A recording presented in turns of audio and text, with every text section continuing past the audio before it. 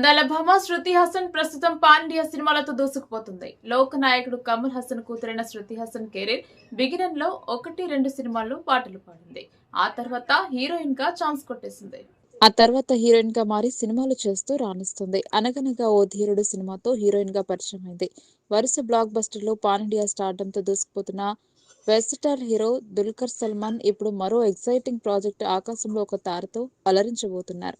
విలక్షణ కథలతో ఆకట్టుకునే పవన్ సాధినేని ఈ చిత్రానికి దర్శకత్వం వహించారు.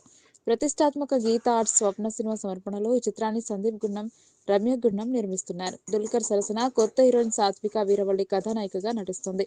ఇంతకు ముందు విడుదలైన ప్రోమోలు సినిమాపై అంచనాలను పెంచాయి. తాజాగా చిత్ర బృందం ఒక సర్ప్రైజ్ ఇచ్చింది. ఈ మధ్యకాలంలో చాలా సెలెక్టివ్ గా సినిమాలు చేస్తున్న శృతి హాసన్ ఈ చిత్రంలో ఒక కీలక పాత్ర చేస్తున్నారు.